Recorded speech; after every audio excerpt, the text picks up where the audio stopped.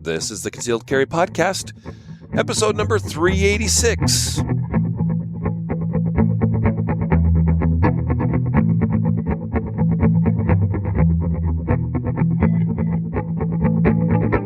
And welcome to the Concealed Carry Podcast, part of the ConcealedCarry.com network.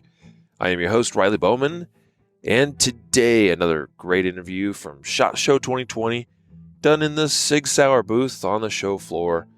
So this episode is honorarily sponsored by SIG Sauer. Go on over to sigsauer.com, give them some love. We really appreciate them for their great partnership together with us. And today's episode is a great one with Daniel Horner. He's the newest member of the SIG Sauer Pro shooting team, but he is definitely not new to shooting. As you'll find out listening to this episode, he's been a very dominant shooter for quite some time, especially on the 3-gun circuit. Now he's tearing things up on the precision rifle circuits. And Daniel Horner, the former team leader over at the Army Marksmanship Unit, well, we've got him on today and a lot of great stuff to share with him. And actually, we kind of take a maybe not the most concealed carry focused direction with this interview today, but I saw an opportunity to talk with him about testing and product development and a little bit about precision rifle shooting and some really cool stuff going on over there at SIG Sauer with their new cross bolt action rifle. Really cool gun, looks great, really lightweight, and it is perfectly paired with the new 277 SIG Fury cartridge, which I'll tell you, it is crazy what they've been able to come up with in terms of ballistics with that new round and paired with that cross bolt action rifle from SIG Sauer. Guys, give them some love. Head on over to sigsauer.com to learn more. And of course, concealedcarry.com. When's the last time you were on our site? Checking out our great written editorial content, video content. Got that whole special video library. We redesigned that feature on the website not too long ago. I think it works pretty great. And of course, our online store, which, your purchases in our store keep the lights on around here. So we do appreciate that, most certainly. Well, I'm going to go ahead and hit the play button on this interview. Had a great time chatting with Daniel. I think you're going to like this one too. See you on the other side. Hey guys, welcome back. Riley here with Daniel Horner, professional shooter with SIG Sauer, like dominating 3-gunner, and now getting into some amazing long-range shooting stuff. Of course, we're in the SIG Sauer booth again, still all day, all week, pretty much. We'll be back here for a few more interviews. But I'm really excited to talk with Daniel because Daniel was talking with me before we got started here about how his passion with like product development and testing. And I thought that'd be a lot of fun to talk about. So I'm really curious to hear about some of the new products, the new releases, and what's gone into those. And I don't know where you want to start, but I mean, what do you think? Well, you know what? Hold on. Let's back up. Silly me.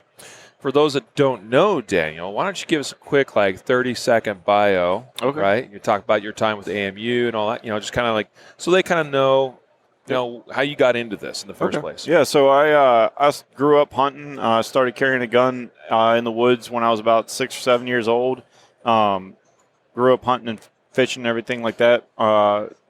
Started shooting competitively. I started shooting IDPA pistol matches when I was 12 years old. And about 2 or 3 years later, I transitioned over, started shooting some more 3-gun. Got into the rifle a little bit. Joined the Army Marksmanship Unit when I was 19 years old. Worked there for 13 years on the action shooting team. And that was where I really got into all the long-range precision rifle stuff. Won a bunch of sniper competitions and things like that while I was there. And then just last year, I got out and began working here at SIG and do a whole lot of teaching now, a lot of product development here at SIG, but I still continue to compete and win for SIG. Yeah. So, it's a good deal. Now, your dad, I kind of know your dad a little bit. I've had, some conversations with him, and he's a pretty good shooter himself. Oh, yeah. And puts on the Blue Ridge Mountain match, which is a phenomenal match. Oh, yeah. So, Daniel, you've been around guns your whole life, been shooting a long time. If I'm not mistaken, you're also the most decorated shooter of the AMU that has existed. Yeah. Right? It's I mean it's a pretty high level there. So yeah. And there's some up and comers for sure too in the AMU even now. But you've just been, I've shot a couple of 3-gun matches that you shot as well. Like you were at the Wyoming Governor's match this last year. I was shooting there just in the 2-gun division, and again you just wiped the floor with everybody. I appreciate it. But so let's talk talking about this new cross rifle. So we have this new bolt action from SIG. Obviously, SIG had some bolt actions in the lineup years past. It was kind of faded away, and we've come back in force with this really awesome platform. I'll tell you, the thing that caught my eye, Daniel, was like 16-inch barrel. I was like, that's interesting, the bolt action. But why don't you tell us kind of some of the reasoning behind that, and also this new cartridge that you're using? Yeah. So about a little over a year ago, our rifle products manager, Patrick Hanley, he decided, he was like, hey, we really need to go into this bolt action world.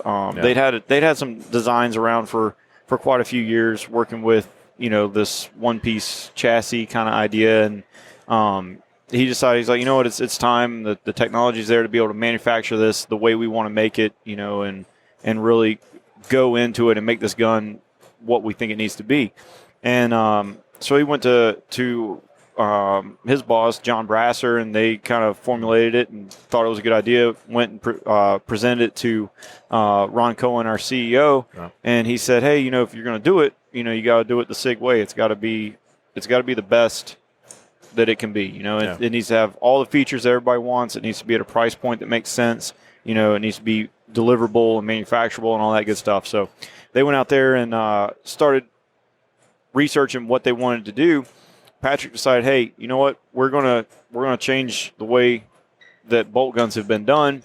I'm bringing in this team of guys. So he brought in a bunch of snipers, special operations snipers, hunters, professional hunters, and then competition shooters. Yeah. And so we all went into a room. There was a big table, and we're developing what this gun's going to be. So we'd sit down there, and everybody's looking at the bolt-action rifle from a little bit different background, Yeah. And he would throw out a feature, and, we talk about it. What does it need to be? And the snipers were really adamant about, adjustability, modularity, because when I went to sniper school, I had a fiberglass HS precision stock. You were in there with duct tape and moleskin, making the rifle fit you to where you could actually see through the scope and things like that. Yeah. And then, you drill out the front of the forend and steel bed in pillars so that the night vision would attach to it. So there was a lot of things that, we had seen that we did not want to have to deal with in the future, right. And then the hunters, they want compact size and extremely lightweight, right? Because that's, when they're hiking up in the mountains and, you got your whole camp on your back and you're going 12, 15 miles in, then you're going to go another 3 or 4 miles, kill an animal, and then try to pull the meat and camp out. A couple of pounds here and there. I know a thing or two about that. Matters. Yep. So then the competition shooters, obviously, looking at it from that perspective, extreme accuracy and a good trigger, because hunting rifles notoriously don't have great triggers. So those were the things that that was the feedback he got, and then he took all the engineers and started designing this rifle and trying to hit all those benchmarks that had been set out. So when this rifle was produced, that was, call it just about January, just before SHOT Show last year that all this really started going through. June, July timeframe, we had guns to shoot. I mean, wow. Yeah. So in 6 months, a little over 6 months, the guns went from computer SolidWorks models to 3D printed parts that were actually out there testing and shooting. Made a couple adjustments, got the next revision done. September, Anthony, the little boy that was at range day, he went on a hunt of a lifetime. He was 12 years old, and they took him out, let him take that rifle, and in September he killed an elk with a cross rifle. So, in less than a year, it went from concept to, taking it out there, trusting it enough that you could let this little boy go out there and kill a nice bull elk. That's nice. And then we all took it out in Colorado, and it wasn't, we didn't take it out. It was really cool because everybody didn't come out and say, hey, this is what we got, make it work. It was, hey, go test this, come back, let us know what we need to change. And everybody went out into the woods with this gun, came back, and I mean, there was a couple of things we changed, but it was literally like 2, and it was minor stuff.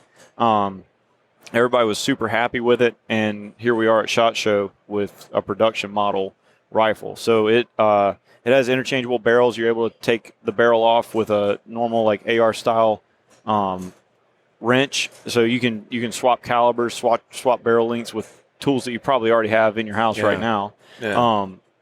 It's got a one-piece receiver, so it eliminates chassis and things like that, action screws that come loose and can affect accuracy. It's got with the buttstock folded with a 60-inch barrel. It's less than 25 inches long. It's crazy. It weighs less than 6.5 pounds. It's got adjustable match grade, like 2.5 to 4.5 pound trigger. It's just a really cool rifle, and the way that it came together was really interesting. And that gun's capable of firing. It's the only gun right now capable of firing the new 277 SIG Fury ammo. Yep. Yeah. So let's talk about that, because I think that ammo is part of, I think, what really makes this platform just sing, Yeah. So you got the 277 SIG Fury. I mean, first of all, I'm just going to ask you some questions. Why that particular caliber? Tell us about the hybrid, case that it's using, and give us some of the numbers, because I was reviewing this a few days ago, and I was just like, what? Oh, it's crazy. Yeah. So, the reason it's 277 is because that's what the Army came out and said that's what they wanted. So when all of this started, the reason that the hybrid exists is because the Department of Defense came out and said, hey, we want to be able to shoot this bullet at this velocity with a rifle that's this long. Yeah, this is it out. 6.8 millimeter. 6.8 millimeter, yeah. Yep. So they have technology that they want to utilize, and that's what they needed to be able to fire. So it wasn't SIG coming out and saying 6.8 is the end all be all. It was the Army. Yep. And they put it's moving on to the next phase of testing. It's doing very, very well in that. So that's the customer, and if people want to be able to exploit the technology that they've got, this is what it's available in right now. Fury's going to be progressing and coming into different other calibers, but right now what we've done is basically the bottom 3/8 inch of the case is made out of stainless steel, and then it's a brass tube that's brought down and formed into the actual casing, and then it's all locked together with a washer similar to the way like a high pressure oil line is made. But when the Department of Defense came out and said that, a couple of companies were able to do what they asked, but it wasn't scalable, it wasn't manufacturable, and it wasn't cheap. So this case is not going to be that much more than conventional brass. And basically, I tell everybody, it's the difference between going from black powder to smokeless powder. So we have 45 ACP, right? It shoots a 200-ish grain projectile. The operating pressure of 45 ACP is 22,000 psi. Right. For 223 and 300 Win Mag, for a 300 Win Mag, also shooting about a 200 grain projectile, its operating pressure is 62,000 psi. All right. So, which is thought to be that's a high pressure Magnum rifle cartridge, right? But if you think about, we're shooting the same size projectile, how much more powerful a 300 Win Mag is over a 45. Yeah. We're shooting these things at 80,000 psi. Right? That's so crazy. It's absolutely insane what you can do. It's going to change the way people look at a rifle and say, this is what this is capable of. We're getting extreme performance with this thing. So the way it all locks together and the way that it's designed, every aspect of that case is controlled. So I'm seeing cases that deviate 10% as much as a standard piece of brass case deviates in weight. So a lot of guys would go out and weigh their brass, and you'd see, little incremental differences between pieces of brass, and you'd cull it out, the highs and the lows. These things are, the way they're produced, they're identical. They're exactly the same. So I don't have to mess So around with that. That tells you that most likely the volume of that case is going to be consistent. Right. Which So is key. if the weight is equal and the size is equal, then the volume is equal. Yep. So we took it out and we accuracy tested it, and it either performed equally well or outperformed for accuracy the best cases that are made right now. And we're talking at 300 meters, a 10-shot group being under 2 inches every single time. So, Wow. I mean, there's a lot of, that's in the best fixtures with the best guns and the best ammo and the best hand loads. But these cases, my point is, they are the best cases not only for holding pressure, but also for extreme accuracy performance as well. It's much easier to anneal that tube and make the hardness of that tubing exactly what you want than it is an extruded case. So lots of cool stuff. That is super cool, man. Yeah. Again, as I've been learning more and reviewing numbers and ballistics, 80,000 psi. You're just like, what? Like guns. And to put it into something that people you can wrap your brain around, we're shooting a 140 grain 6.8 millimeter projectile at over 3,000 feet per second out of a 16-inch barrel. So we're getting basically 6.5 short action ultra mag performance that's normally tested at 2,950 out of a 2,950 feet per second out of a 24-inch barrel. Right. We're outperforming that at 16 inches. Yep. And let's see, I'm trying to remember, was it an 18-inch barrel, or was it another 200 feet per second more, or?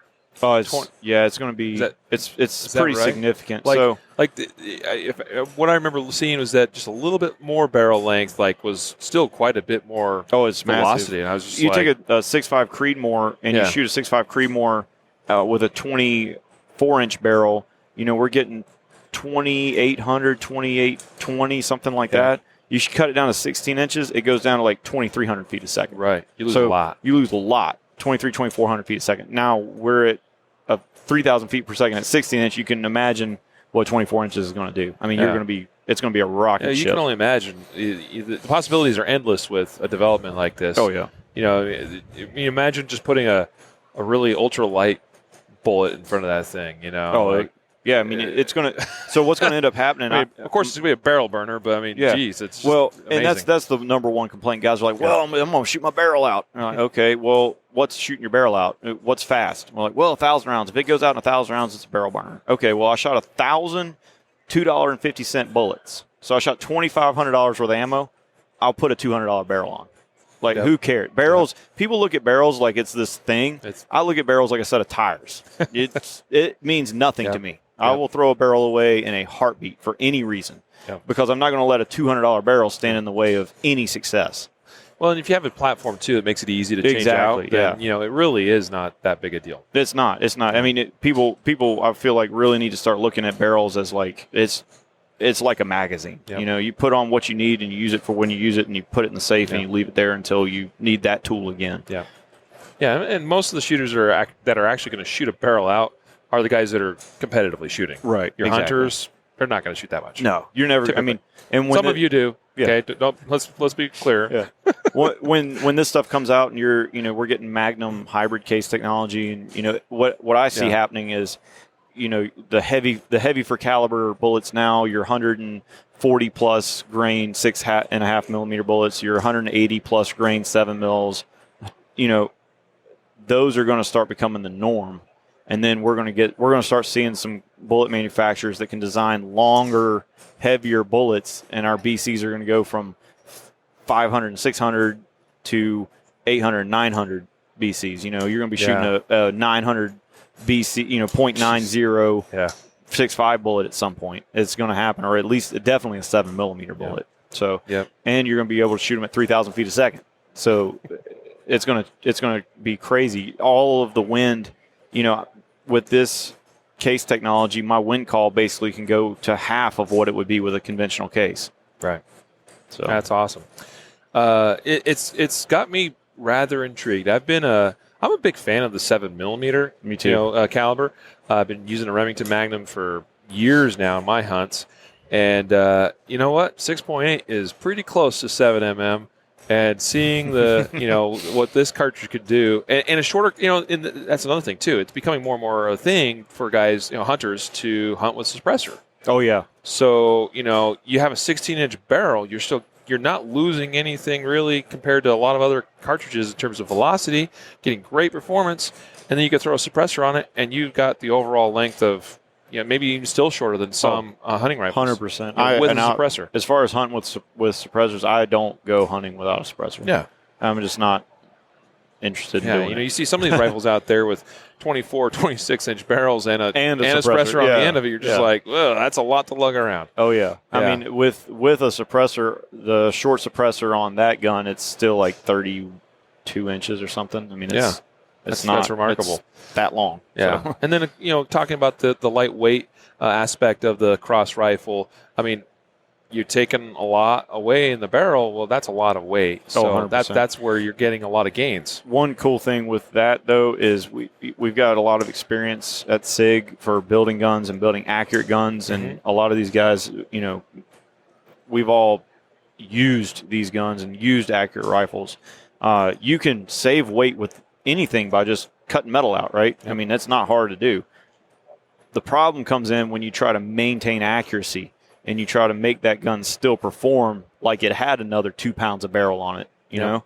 So you'll see a lot of hunting rifles, a hunting group is 3 rounds.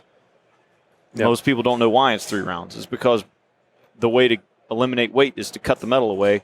Those barrels heat up and they won't shoot a 5-round group. Right. These guns will. Yeah. My gun that I took to Colorado would shoot a 5-round group, and my gun shot 3.5 inches at 500 yards. Will they all do it? Doubtful, but because they're rifles. But mine did, and I played with it and made sure, and I felt very comfortable that if I had to put a couple of rounds on something, they were going to go exactly where I pointed them. Yeah. So very cool, very cool, man. It's exciting. So, what more can you tell us? I mean, like, a lot of folks listening, watching, whatever, here to the podcast may not know what typically goes into the development of a new platform, a new gun, a new product. And hearing your story about how quickly this has come together, that's rather remarkable. So, I mean, what are some of the things, and I imagine you're probably learning things along the way as well. Oh, 100%. I when I was in the Army, we'd get equipment in, and everybody for competition stuff, they always are looking for the next thing. They're looking for a little bit of advantage. So they take the guns and they start putting different bolt carriers and springs and all that stuff, and they're customizing it. You have no idea. It's amazing how much ammunition is shot here in testing. And like a 55-gallon drum of brass a day. It's wild. 55-gallon, wow. Yeah. It's massive. So, I've never liked changing a lot of stuff. I've tried to run, like, my ARs, I had GI everything in them, bolt carriers, springs, everything, because it's been tested, and it's been tested on a level that I could never test on my own, and all I care about is performance. So, the same thing here. You see these 320s come out. A lot of people don't see that. We have 320s with 100,000 rounds on it to see what will break, what will happen, with massive amounts of testing. And it's not just one gun. They go out and it's like, all right, we're going to run a test, an endurance test. Okay, get, 25 pistols together and let's start hammering out. And there are guys that come in, people are like, oh, I want to shoot for a living. You can do it at 6 hours.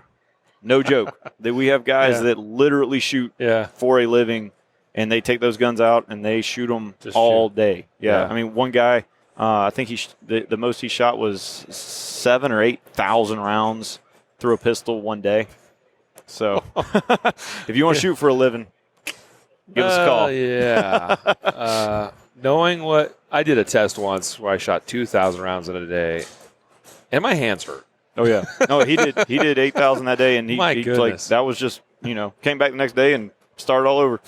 So it's amazing that, and like the amount of effort and machining and engineering that goes into a test fixture for accuracy. Like everything's controlled. So a lot of people start putting parts in and making modifications and things like that. I don't personally don't do it. Just because I know what's gone into it, And when they came up with that spring, or they came up with that weight, it was for a reason. And it was probably because the other ones didn't work. Right. So, yeah, I encourage everybody, like, you know, try to leave the guns as stock as you can. My competition pistols are a bone stock 320 X5 Legion with a trigger job. Yeah. That's it. Yeah. My M400 competition rifle is an M400 with a trigger in it. Yeah. It's completely stock. Yeah. Yeah. Well, I imagine that's the SIG 3-gun M400 version. Yep. Yeah, that's a decent rifle for It's a great rifle. a production rifle. I've been very impressed with that. Yeah. Yeah, that's a great rifle. Yeah, so, you know, SIG, obviously, I mean, SIG's well positioned, obviously, to do all these things and bring them all together in a package. I mean, from the ammunition manufacturing, like, that's such a huge benefit to having that as part of the company, being able to develop cartridges, being able to make the cartridges, probably saving some money that way too. Oh, yeah. You know, with all the testing that you're talking about, right? And yeah, you know you're doing a lot of testing when you have to stand up an ammunition factory to feed the machine. So, yeah.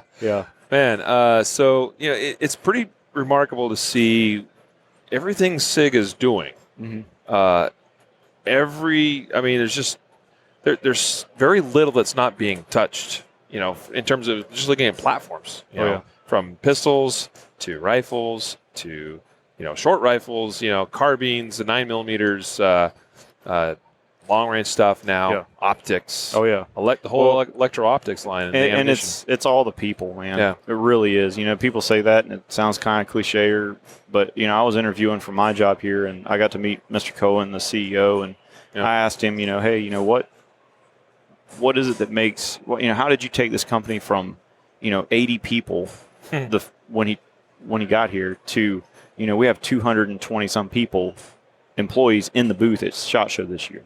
220. Yeah, I mean, so I mean, there's a lot of people, and he said, you know, and over 2,000 employees. Yeah, over 2,000 people. Yeah, and he's like, I hire the best people in the world, and I let them do their job. Yeah, and so good philosophy. It seems to work well. Yeah, well, and that's the thing. You know, everyone I talk to here on the floor, talking about various products, they're all quite knowledgeable. I sense that they're very intimately familiar with the products. They're passionate about the products, and you know, that they're also shooters. Like, I mean, Our pistol products manager is a 3-time national champion. Phil. Everyone knows Phil. Yeah. He's a remarkable guy, and comes up with some really amazing ideas too. I mean, who knew Phil had a brain? I was teasing. I had to get that in, Phil. I mean, it's really cool to see how SIG is. I was telling this somebody I was talking to yesterday, I think, on the podcast even. Like, I see all these new press releases, all these new products, all this stuff coming. You know, new contracts. You know, like I feel like every week I get a press release, new contract, right? And I'm like, #winning in my brain. Like, that's, I'm just like, 100%. And that's the culture, right? Like, you know, everybody shows up to work to make it better, and they're willing to fight for it. You know, like I'm going to make my product better. I'm going to make my whatever better, and there's nobody that's going to stop me. And it's pretty cool. Everybody shows up to do better, and everybody shows up to, you know, support that mission of making this place better. Yeah. So yeah.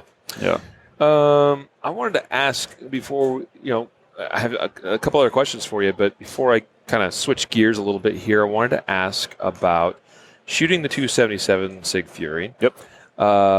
You know, looking at the ballistics a little bit greater detail. I mean, as you're competing with that, shooting that out to some, you know, decent ranges, like let's say 800, 900, 1,000 yards, whatever it is.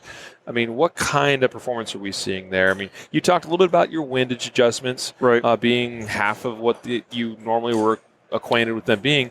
So as far as like bullet drop and things like that, what are you seeing as well? So, you know, kind of right now the Rage cartridge for long range accuracy stuff is a 6.5 Creedmoor. Right. So if you have a 16-inch barrel 6.5 Creedmoor and a 16-inch barrel 277 SIG Fury, you have 9 feet less drop at 1,000 yards. That's significant. That's significant. You know, if you have 24-inch barrels equivalent, then you have, it's like 4 feet less drop. I mean, it's significant, and all that is linear with the wind. So the wind is better. A lot in long range shooting. It comes down to muzzle velocity and BC. Yep, those are you can package that bullet however you want. You can call whatever cartridge whatever you want, but all that really matters is how fast is that bullet coming out of the barrel and what's the BC of that projectile. How efficient is it moving through the air? Yeah. Right. So, which I mean, obviously you have a very efficient bullet. Then if you can push it faster and faster, well, right. I mean, people talk about flat shooting rounds. What makes them flat is their aerodynamic. So I always tell them, if you have a dart and then you have a paper plate, the dart goes further because it's more aerodynamic. And that's basically bullets. What we're talking about here. What's the furthest range you've pushed the 277? I've shot 1,000 yards, but it's pretty new. So we don't shoot it. We shoot when we can. That's still a pretty good distance. It is. And right now it's available in a machine gun and a 10.5-inch or 13-inch assault rifle. Yeah. So the only thing that we can really shoot it long range with is the cross. And those were, we just got those in. Yeah. So not a lot of time behind the trigger on it. No. But I suspect you'll be seeing a lot more time this year. Oh, yeah. What do you got coming up this year? What are some of your big plans and goals for the competition season? I'm going to shoot multi-gun nationals in Frostproof, Florida with USPSA. Yep. I'm gonna try to shoot Superstition Mountain in Arizona. That's a good one. And then we got a couple more shows, and I'm gonna be doing a lot of training. But last year I did 240 days on the road, so we're gonna maybe dial that back just a little bit. Yeah, that's a bit. Yeah. That can wear on you for sure. Yeah, but it's good. Yeah. Well, good. This has been a pleasure talking with you, Daniel, and kind of picking your brain on some of these things, and really excited to see all this stuff coming, from SIG. Oh, it's great. Excited to see you continue to perform out there at a high level. I'm sure we'll cross paths again at upcoming matches. I didn't shoot as much last year as I would have liked, and I hope this year is a little different. Hopefully, it's kind of sad when the job and you're in the kind of firearms training industry and it gets in the way of you being able to actually get out and shoot. Oh, 100%. I'm sure you might know a thing or two about that. 100%. Yep. The closer you get to the industry, the less you shoot. Yep. But I hope to see you out there. So good luck this year. Oh, thank you. And thank you for coming on the Concealed Carry Podcast. I appreciate the opportunity, man. Thank you, Daniel. Y'all have a good one. All right. There we go. A great interview with Daniel. I really had a great time talking with him. First time really talking with Daniel at length. We've shot a few matches together. I've shook his hand, said hello. He's a great guy, a great shooter. And I really enjoyed talking to him and learning some things from him in this interview today. So again, give SIG Sauer some love. Go on over to sigsauer.com and check everything out. I know you're going to really like it. And so with that, I think we'll sign on out of here and let you go. You guys all take care out there. And a quick reminder to train right, train often, and train safe so you can fight hard, fight fast, and fight true. Take care.